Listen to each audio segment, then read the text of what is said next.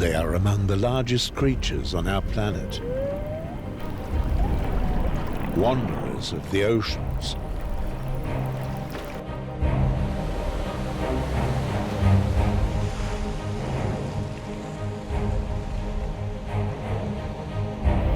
We love them, and even revere them.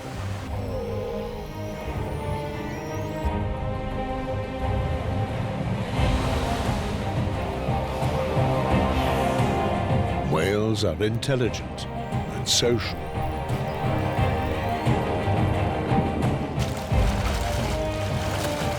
But when they get too close to our shores,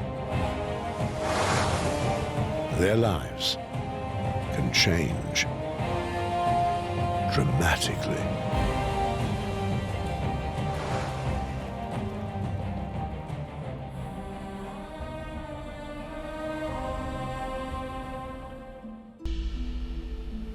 The North American Pacific coast, from California in the south to Washington State and Canada in the north, with the cities Seattle and Vancouver.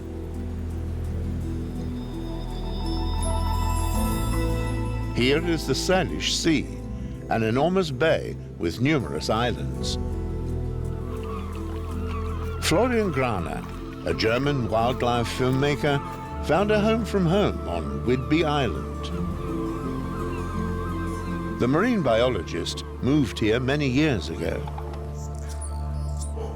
The area right in front of his doorstep is particularly attractive. Whenever he finds the time, Florian slips into the water here and is immediately in one of his favorite diving spots.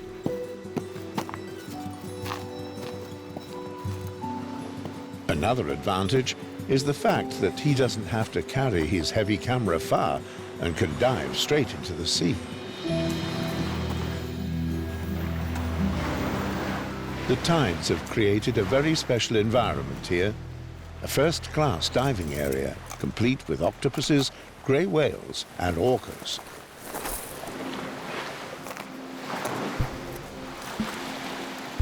The biologist hopes to meet one of these giants in the depths. Hardly submerged, he encounters a stellar sea lion. The largest of all eared seals are fond of squid and are aware of the special prey they can make here. Octopuses. Some are more than 5, others over 7 meters long. Florian is thrilled. Now he knows where to find a giant octopus in the future.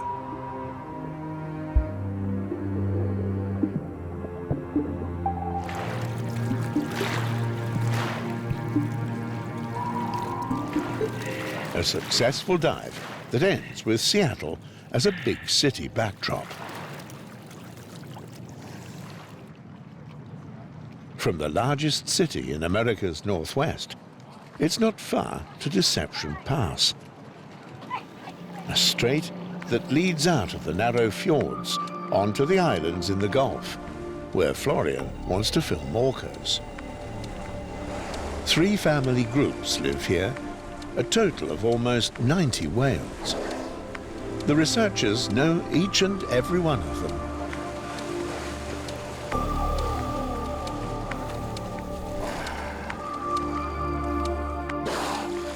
The skilled hunters are searching for schools of fish.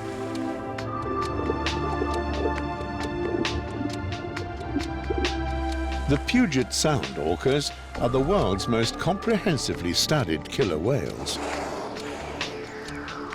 Elsewhere, however, whales continue to puzzle scientists.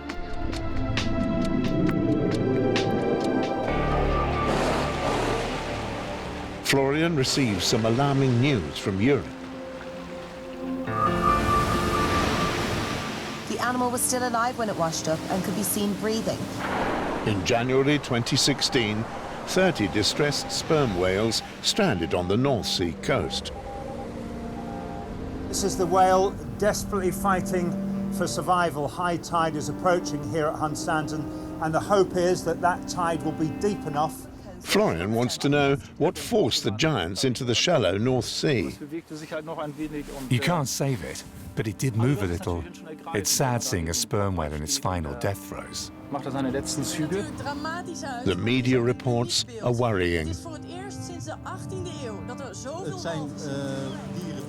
On the German, Dutch, English and French coasts, people watch helplessly as the still young whale bulls die in agony. Why? People are deeply touched by the death of the sperm whales. To get more information, Florian decides to travel to Europe. How many more sperm whales have died in the shallow North Sea?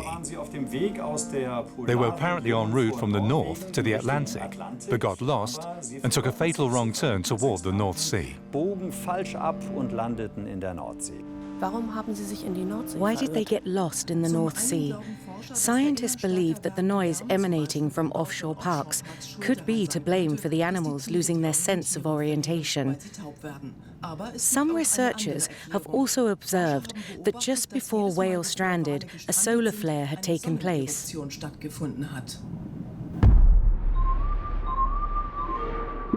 There are many theories. One takes Florian to the Zoological Museum in Kiel, northern Germany. Dr. Uwe Piatkowski researches the animals that the sperm whale hunts by scanning its prey while emitting sound waves into the depths.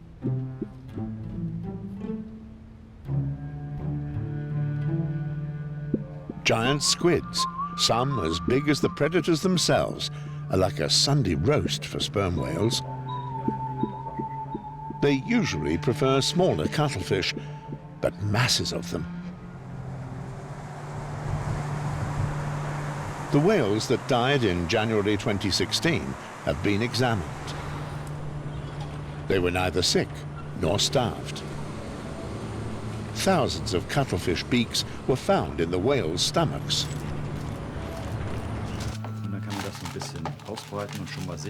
Uwe Piatkowski's team sorts the beaks according to species.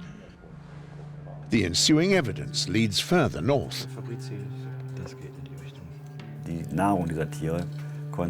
These animals actually concentrate on one species of squid, known as Gonatus fabrici, a squid prevalent in huge quantities in the Norwegian Sea. The sperm whales migrate to the north to feed on these stocks. We know this as 99.9% of the prey we found in their stomachs was of this species. The sperm whale is the world's largest predator. A hurricane may have forced the squid from the Arctic Circle to the North Sea, and the hunters simply followed their prey. The storm pushed the warm water masses in here, as indicated by the yellow arrow. The storm front caused temperatures of around 0 degrees in the Arctic. This unusual warmth reached the North Sea. Did the whales also follow the warm currents? But northern squid drifting into the North Sea should also have been caught by fishermen there. In addition, the beaks found in the whale stomachs were already several weeks old. The sperm whales definitely didn't feed on the squid in the North Sea. They migrated into the North Sea for other reasons. This winter was different. There was a warm north wind bringing water masses with it, which perhaps took the whales in its wake, and they thought they were in a southbound water mass. A rare weather situation disoriented the whales. This would also explain strandings in past centuries. This is nothing new. Even back then, people stood, fixated by the sight of these giants, and searched for the causes of death. And now we find evidence that incriminates ourselves. The most shocking thing was the amount of plastic found in the whales' stomachs. This is part of a car, a bumper perhaps. I'm not sure, but it's definitely a black part that belongs to a car. And that was also in the stomach? Yeah, that was in the stomach. Here you can see a typical net that could have caused the whale's death. Another speculation, if one whale feels poorly, the others remain. They want to be with each other and die a communal death. The bulls were on their way to the equator, where the cows live with their calves, in the Caribbean, around the Azores and the Canaries, and in the Mediterranean. In Europe's favorite bathtub, German wildlife filmmaker Thomas Behrendt is on the trail of the rare ocean giants. Together with sperm whale expert Alexandros Francis, he cruises Greek waters. You know, almost everybody I told about going to the Mediterranean to see sperm whales was laughing about me. But they are here, aren't they? Yes, of course they are. And we get the same reaction when we say that we are studying sperm whales in the Mediterranean. However, but if I look to the Mediterranean, which is comparably shallow and small, can it really host sperm whales? Yes, of course it can, because the Mediterranean is not so shallow. We are very close to the deepest point of the Mediterranean, which is 5,125 meters. It's a lot. And all along the Hellenic Trench, this is what we find. The most important for the sperm whales, it's not the depth, it's the steep slope at the end of the continental shelf. This is important for them. We will go all along the Hellenic Trench, and hopefully, practically certain that we will find sperm whales. Let's go. Okay, let's go. Then, on the horizon, I saw some splash over there. Oh, yeah. Here, there. Yeah. Can you see dolphins? Certainly dolphins. Okay. and they are interested in the boat.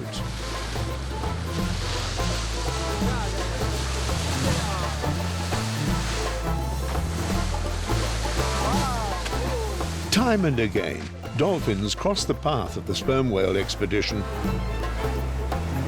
This group even has some babies on board.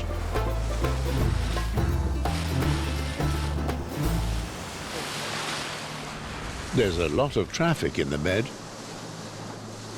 This makes it difficult to search for sperm whales with an underwater microphone.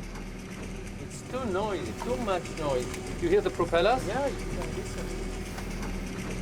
And this is all from this tanker ship there? Yeah, just from this boat. And you see where it is over there. Sperm whales are becoming deaf, and the problem is that the collisions of vessels with sperm whales is increasing rapidly. Look here. All these are sperm whales. You can see the propeller marks. They are huge. Yeah.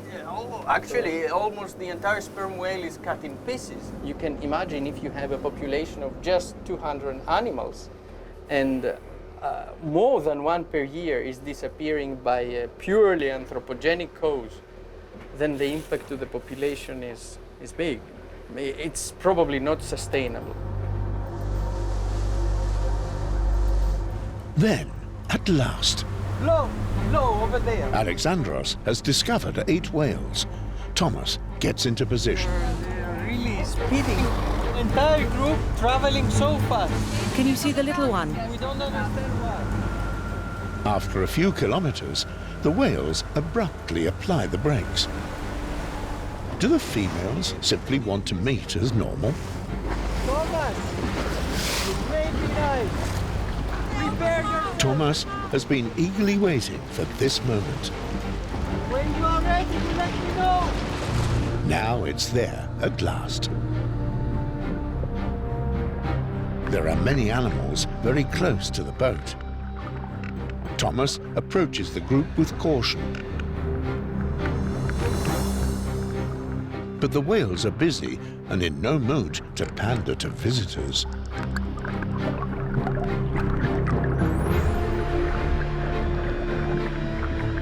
No one has noticed that a baby sperm whale has just been born.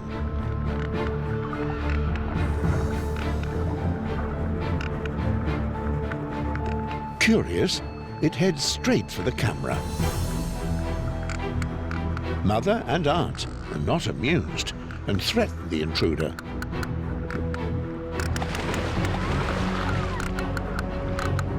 The females must bring the baby to the surface for it to breathe. Then they also have to fend off perceived enemies.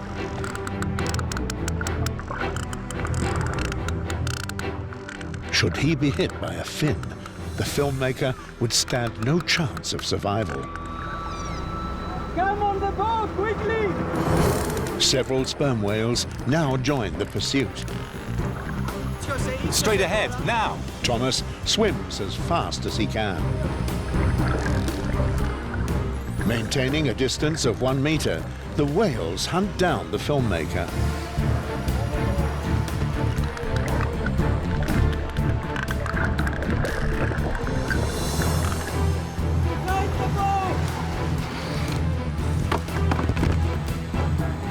Quickly, help him out! While the team pulls Thomas out of the water, the camera keeps running. The current swept me right in there, close to the baby. It was really dangerous. Thomas was very fortunate. One of them had its teeth around my leg. A horrible situation. Can you see the newborn that has the fin? Yes, yes, yes. In the middle, they are protecting it. Yeah. The newborn's flippers are still soft and pliable. It can hardly swim on its own. Quickly, fetch the video camera. It really looks for support, huh, Alexandra? Yeah. The newborn is doing well. It has only just arrived, yet weighs around a ton and is already 4 meters long. It will still take another 1 or 2 years before it can eat on its own.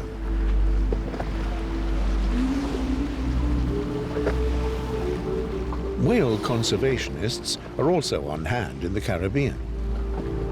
Florian joins forces with Wilfried and Andrea Steffen. They are aware of the problems whales have to face there. When we started out around 25 years ago, we monitored roughly 10 different families with some 60 whales. Today, we have about 30 or 20.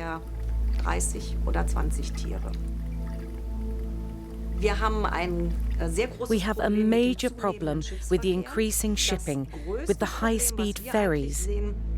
This is unfortunately getting worse, and we register a very high mortality rate among young animals. So the population has little chance of regenerating. Anyone traveling the sea with 5,000 horsepower and speeds of over 40 miles per hour risks killing whales. Heartbreaking deaths close to holiday paradises. This large white spot on the back is an open wound and can lead to a stiffening of the vertebrae that could prevent the whale from diving, which means he will starve to death. Yes, you can see it very clearly here. This picture was taken in the Azores. Here one can see just how bad it is when a sperm whale is involved in a collision with a ship. This animal has literally been torn to pieces. One can see the incisions caused by the ship's propellers.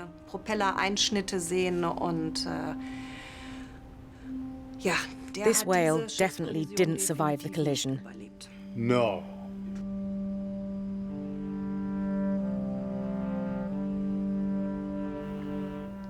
What can we do?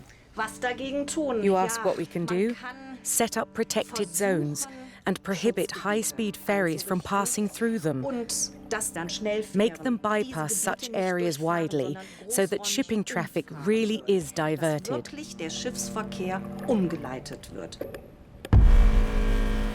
Ferries plough recklessly through the seas almost everywhere.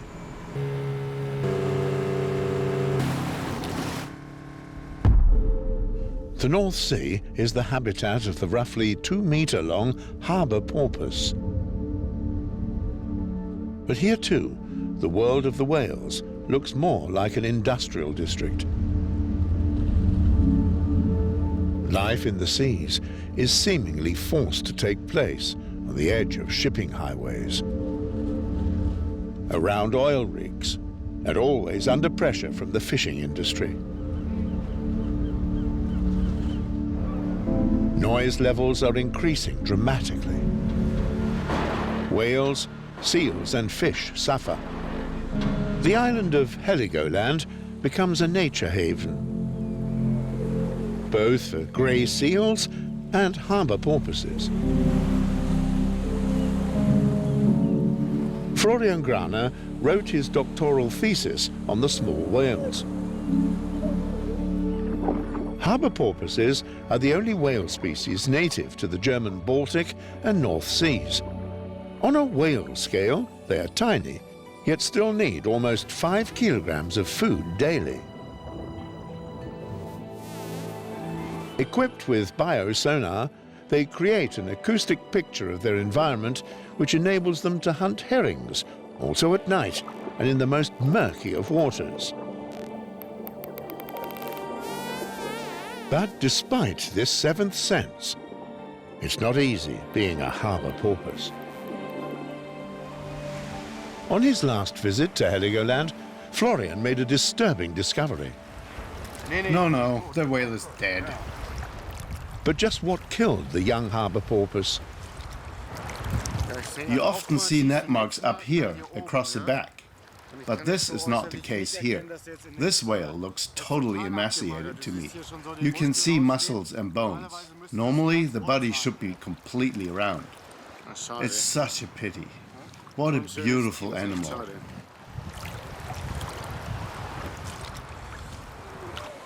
Noise is dangerous for porpoises. And grey seals switch from fish to meat. Porpoise carcasses lie strewn across the beach. Harbour seals are also washed ashore. The grey seals decimate their competition. Their stocks have increased, but food is limited.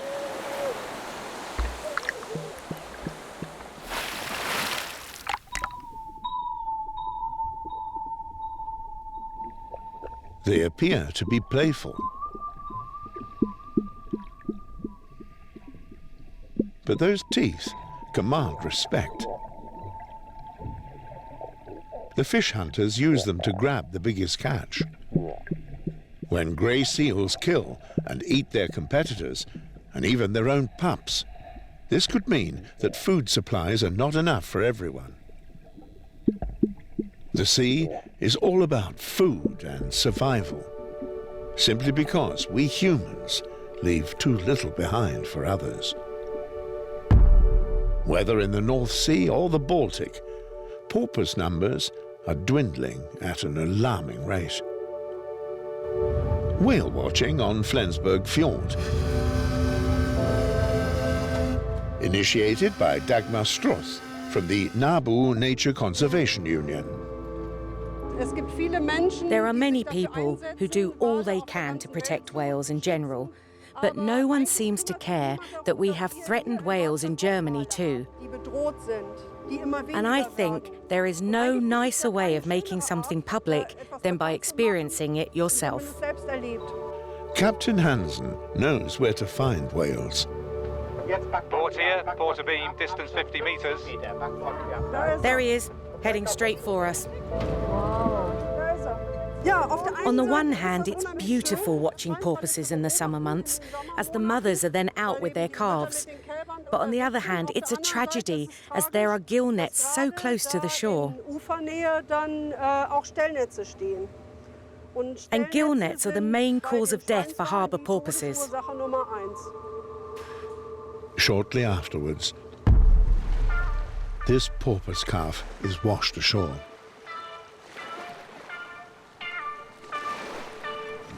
EU laws also demand whale protection, so the fishermen in Schleswig-Holstein reduced the use of gill nets for 2 months. But this voluntary agreement isn't enough. As people still want their fish, Flensburg's fishermen use new technology to save whales. A transmitter attached to the nets emits the porpoise's warning calls and ostensibly reduces the number of dead whales by 70%. We hope that we don't catch any at all. Have you ever caught one before? No. Colleagues, of course, have. I was just lucky enough not to. And I hope it stays that way. And when this promises success, well, that would be great for us all. And I want my children and grandchildren to see porpoises too once I've passed on and I'm pushing up the daisies. Exactly. And this is why we all take part as best we can. Each one we don't catch is fine by me. The success of the technology must be scientifically documented, but this has so far not been planned. Florian hopes it will work. But why do so many animals fail to see the nets? Florian examines it from a whale's perspective. Biologist Veit Hennig is also on board. And a diver from the Flensburg Fire Service. The net barely reflects sound, but the whales can locate it. As long as noise doesn't drown out their signal, or their hearing is already too impaired. The whales hunt close to the seabed, as there are hardly any shoaling fish left. They do so by sending signals downwards, yet overlook the danger ahead. This hunting on the bottom could be the explanation for why so many whales die horrible deaths in the nets. A diver can free himself, but a whale would simply drown. Fire service diver Stefan Thomsen experiences something he'll never forget. I was in Thailand and planned to film mantas, perhaps whale sharks. Then I came back. Monday, work begins. As usual, he took a dip in the fjord. Yeah, so I went down into the shipping channel. It was really deep and then suddenly came across mud clouds. Unusual. Yeah, you don't usually have that. And I turned around and went back a bit. That was a bit strange. Then all of a sudden, 2 dolphins are heading straight toward me. Here. What a surprise. And I just said to myself, no, this can't be true. God, blimey. After this, Stefan Thomsen spends every spare moment with the bottlenose dolphins. And then this feeling when they turn onto their side to take a good look at you. And you look them right into the eyes. It goes straight through your body. And you get goosebumps. They are extremely curious. Then they swim around you slowly just to take a look. What is he? Do we know him? At least that's what you imagine they're thinking. And how big was the larger animal? 3 meters? Yeah, 3 meters 50. I mean, that is quite a chunk. It is a chunk. How do you feel when it comes right at you with such speed? What I'm trying to say is it's pretty impressive. I won't say that it's frightening, but it is respect. If an animal like that rammed you, you wouldn't have a chance. Bottlenose dolphins do ram harbour porpoises. This is well known. When the pair of them were in the inner fjord, there were no further sightings. No harbour porpoises? No porpoises. And this was very conspicuous. When the dolphins were gone, definitely gone. But porpoises, they were back again.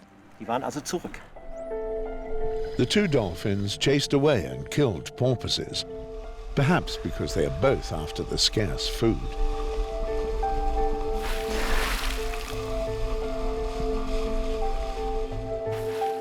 Why these 2 approached humans remains a mystery.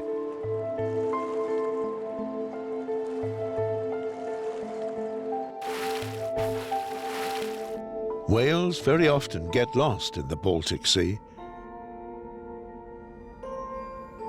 A very rare wanderer came into Mecklenburg Bay back in October 2015.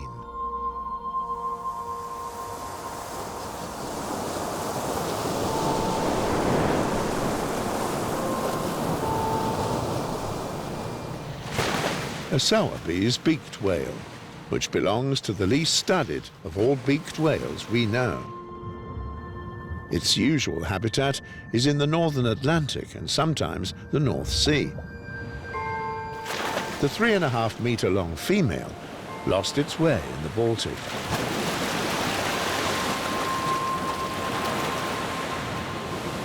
They kept jumping out of the water, which is a sign of stress. Normally, they dive to depths of around 1,000 meters to hunt for squid.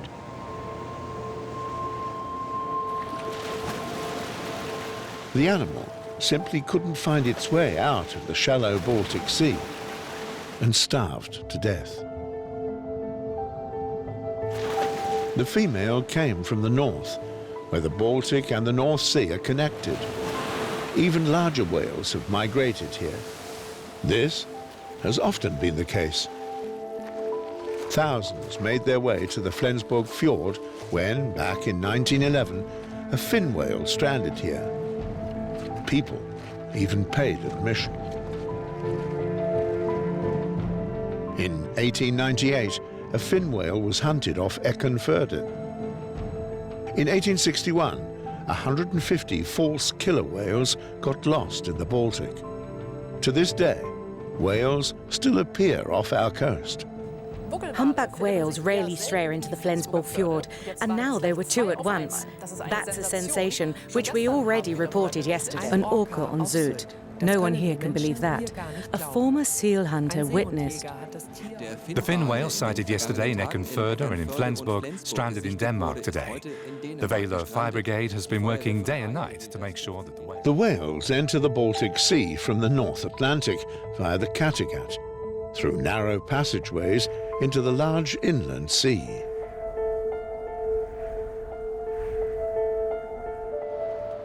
From the bridge, it's possible to observe porpoises while hunting. A mother with her calf. Florian has a date.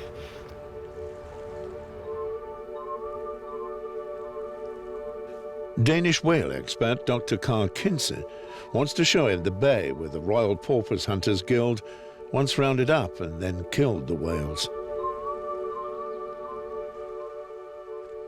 In the good old days, about 2,000, sometimes 3,000 per season. Throughout the entire 19th century, it must have been 100,000. 100,000? 100,000 porpoises. Here's a picture from 1870, when they also killed 49 bottlenose dolphins. On one day? On one day, here in the bay. Up to World War II, whales were used to make margarine. The Fjord and Belt Centre in Kerteminde, Denmark.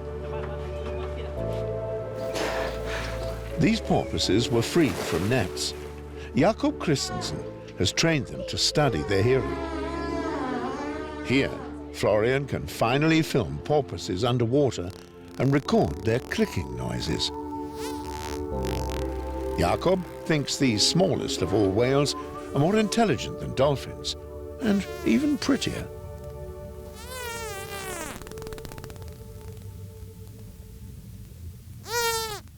This porpoise proves that it doesn't need its eyes for a few sprats. Ostensibly, he can't see anything, but he can see more. He scans using sound signals, and their reflections shape images in his brain. The better he wants to see, the higher he raises the frequency.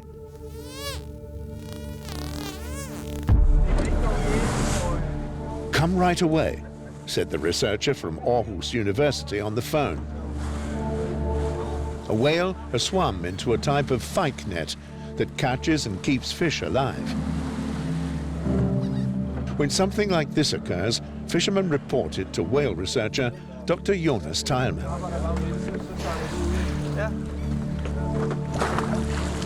The net is carefully closed.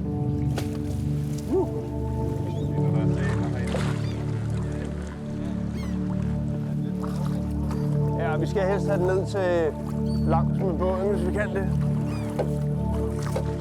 Florian helps where he can. It's a large animal. Okay, they go.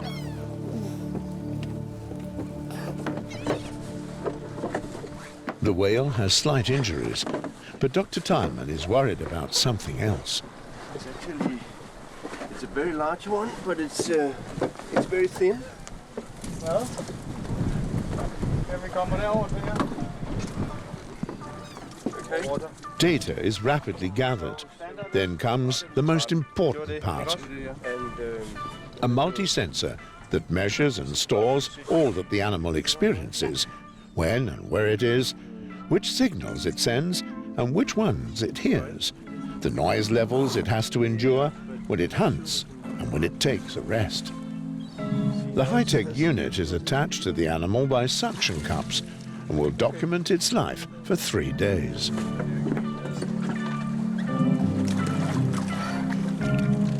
As soon as the cups loosen, the black box is located and evaluated.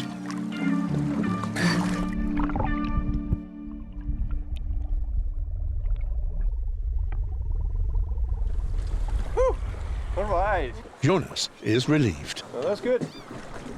Very calm animal. One thing we've looked at is the foraging behavior, because foraging, you know, is the basic thing of an animal's life. If you don't get anything to eat, you die. So one of our main thing was to see how much are these animals foraging and how do they actually do it. Now with this small tag we can actually hear all the vocalization going out and hear all the echoes coming back. And we can even have echoes from small fish. And the very new thing is that we can see what size of fish that this animal is actually going for. When and where does the whale catch how many fish? This is one animal, and this is a 3D plot. You can see the animal is going down now, and you can see the depth here. It's down to 16 meters, circling around. And every time you can hear. I can hear. That's the feeding buds, right? Where it catches a fish, and that way we can actually see that these animals catch mainly fish of 5 to 10 centimeters. So these are really small fish. Wow. And they need about 500 of these an hour to be able to sustain their condition. If they are disturbed in the middle of this, because this is the important area and they are scared out of this area, then they may not find an alternative area, and that's where you really have the problem. It is small fish and you need a lot, and therefore you cannot take too much disturbance. We have another video, a fast ferry with about 35 knots, so it's much faster than a porpoise can swim. It's too fast to escape by swimming away from it. So it actually takes the last breath now. And that was the decision to go to the bottom and hide. And this is what we see now. Now it goes down, it's at 5 meters now, goes further down. The ship becomes really easy to hear now. You see, this is the ship coming in, and now it starts going all the way up to 250 kilohertz. So that's the whole hearing range of the animal. And now it's at the bottom at 20 meters. Now we can hear that the noise goes down and the animal returns to the surface. So that's like a clear evidence of avoiding behavior. Yeah. We see a clear effect that when the noise level goes up at a certain level, they stop foraging. Whales that can't hunt simply starve. But maybe our research can help understand that this is an issue. I guess you can reduce it potentially by changing the propellers of ships, changing the speed in certain areas where we know there's a lot of porpoises, or avoiding traffic. So just let the boats move around or give them some peace in areas where it's really important for them. Dr. Tileman's work and the hearing research in Kerteminde also receives funding from Germany. Dr. Magnus Wahlberg examines the whale's hearing and how it reacts and suffers from noise. The electrodes are connected to his computer. Like an EEG, they test the brain's reaction to specific stimuli. The animal has learned to remain calm at the breakpoint, while Wahlberg emits a sound in the water, thereby recording the whale's brainwave response. Sending.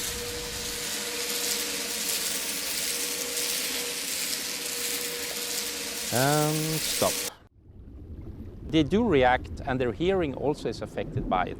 And some of those noise sources, like pile driving when you build wind farms, they can go on for days or, Is there a real concern that we've increased the noise in the environment so much that it's actually really affecting their survival? Yes, definitely. And you start to see that on a lot of species of whales. The most famous examples are sonars that are actually killing whales. Oil exploration is also a big concern. I mean, these are massive activities. This is a boat towing hundreds, or even in some cases, maybe thousands loudspeakers. So it is really having a huge impact on that environment. We can definitely measure that the noise levels of the oceans is steadily increasing. And of course, at some point, that will make it unbearable to these animals. We can definitely do some of the initial trials that are needed to then understand the situation out in the real world. The whales live in the age of speedboats, on boat highways and next to construction sites. They live in the line of fire of deadly military sonar, from oil prospector sonic cannons and other explosions, representative of mankind's progress.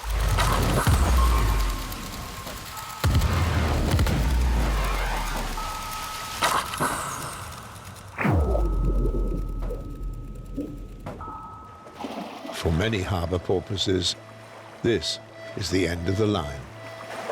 For decades, he has defied any danger. Now, his carrion scent is luring hagfish out of their hideaways, fish that were around before the dinosaurs. Within a few weeks, they will have eaten the entire porpoise.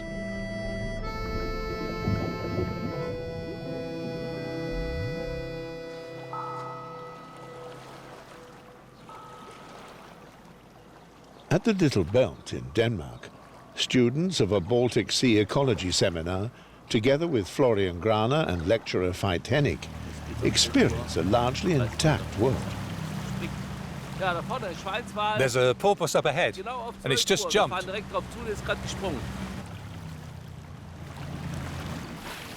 Look here, 3 of them, close to one another. Here too there are nets and frequent shipping, but in moderation.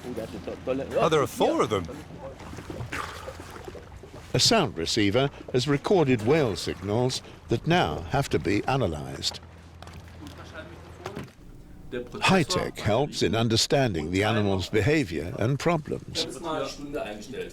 For Florian and Veit, scientific fact is a sharp sword in the battle against the ruthless exploitation of the habitats of all marine animals, of which the whales are just the largest and most conspicuous.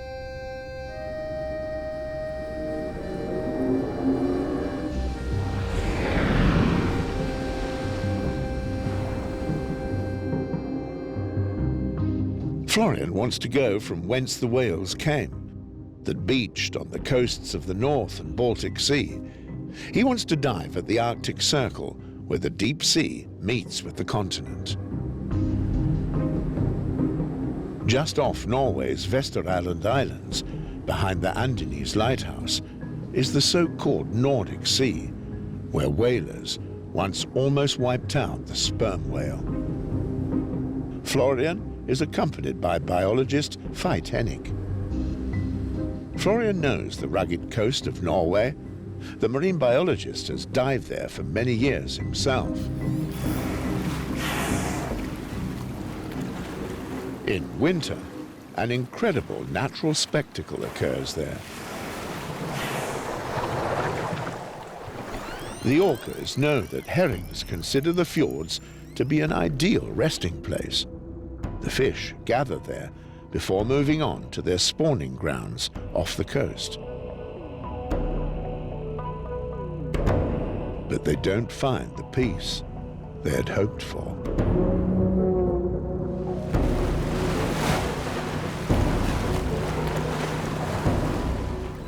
The orcas follow the huge schools of herring.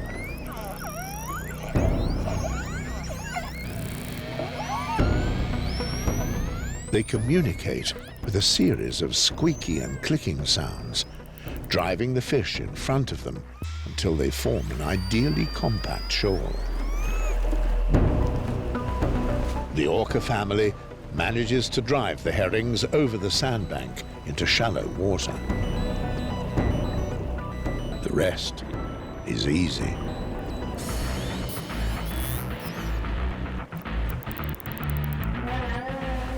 A large bull approaches the herrings, lays on its side, and hits out at the school with its fluke.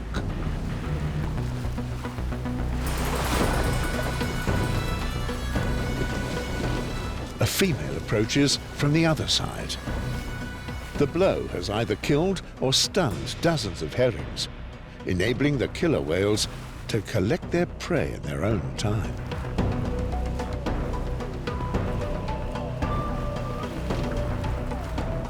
The bull with the massive pectoral fins is 8 meters long. He has to eat around 100 kilograms of fish a day, which means about 200 herrings. With so much on offer, no problem at all.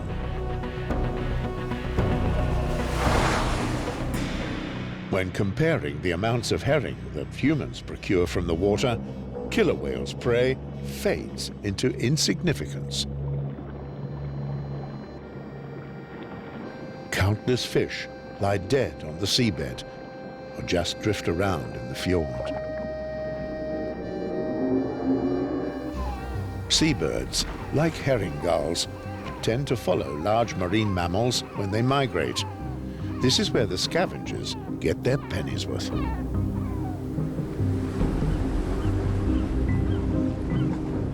Florian and Veit leave in search of sperm whales off the coast. Florian would love to dive with one of these loners if given the chance. Of course, they're scientists, but what drives them on is the challenge of the unknown.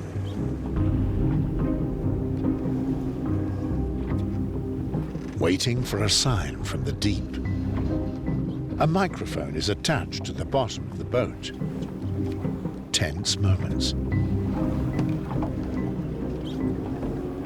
I think something's there. Something's there. Coming closer. It's like flying over a canyon.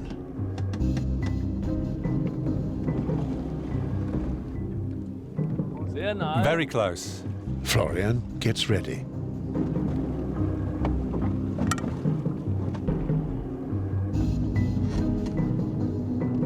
Could be that he shows up. Do you want to try? Yep.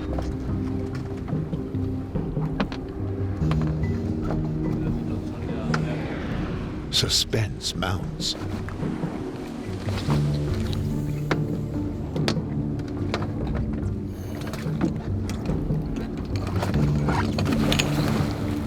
How will the sperm whale react? They hope that it will lie calmly on the surface while breathing. But will it?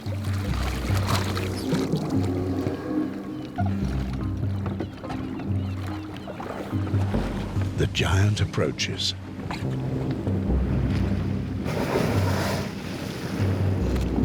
Veit would now rather be next to Florian.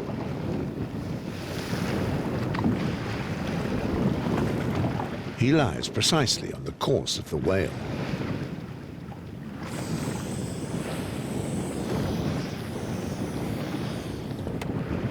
"20 meters long and a weight of 60 tons.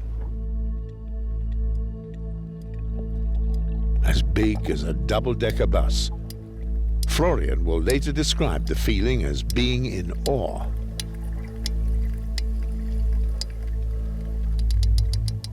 The whale comes ever closer and scans Florian with its sonar.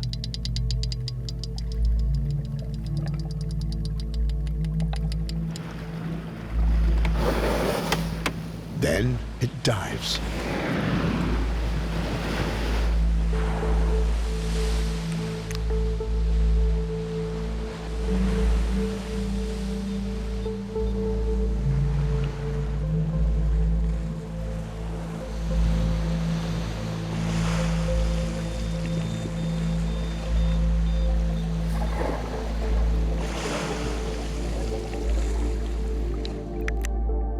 In the wake of a giant, Florian has to get back and carefully avoid the 4-meter width of its fluke.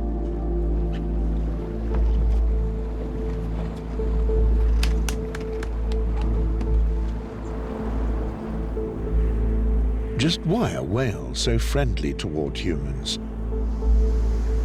After all we have done to them. Florian and Veit know only too well. Our continents are simply islands in their seas. Seas that we pollute and fill up with rubbish and noise.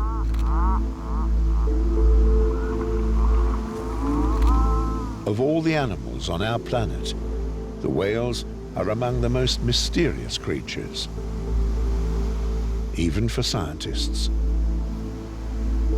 The whalers were unable to wipe them out. But we could.